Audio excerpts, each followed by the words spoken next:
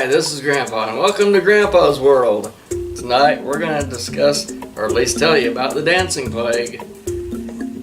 In 1021 AD, back when I was a kid, on Christmas Eve, 18 people were outside of a German church in Coburg, and they were dancing with wild abandon. They were so loud the priest could not perform Mass. So he went outside and ordered them to quiet down and stop dancing, but they ignored him, and they proceeded to hold hands and danced in circles and started clapping their hands and leaping up and down and chanting.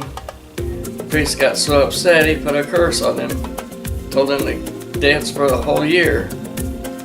So they did. When the curse's year was up, many of them fell asleep and never woke up again. Now obviously they didn't dance for a full year, but the basis of the story is most probably true. This is the first dancing plague that we know of. In 1237 AD, 100 children in Germany danced and jumped in the road until they were exhausted.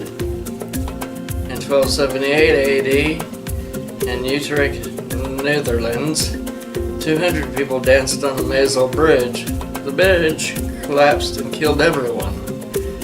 In Axel-Chapelle, Germany in 1374, the people held hands and yelled out names of the devil and had strange aversions to the color red and pointed shoes. They claimed that they were drowning in a sea of blood.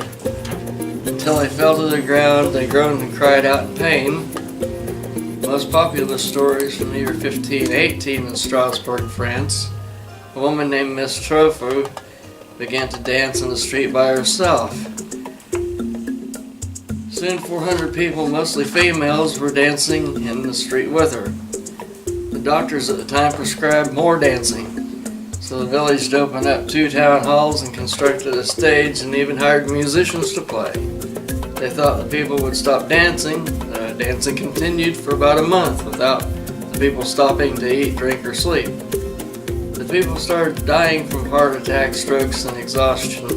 This is well recorded by the church sermons and town records and the physician named Dr. Pericles. It happened for the last time on September 12, 1840.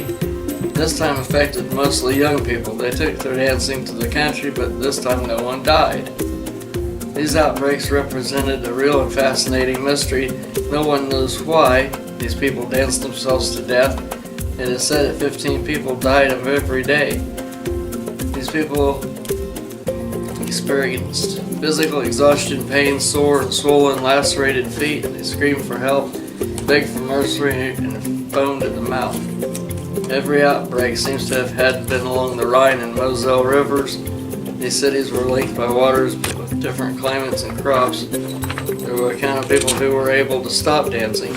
Today the disorder is known as St. Vitus's dance.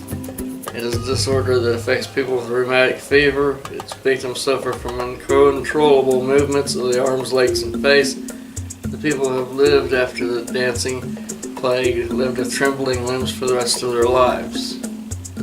And if you like me, push the like button. If you'd like to subscribe, push the subscribe button. And if you'd like to know when we do another post, push the subscribe bell. Excuse me. Anyway, it's been a long day. Grandpa says, peace out, love ya.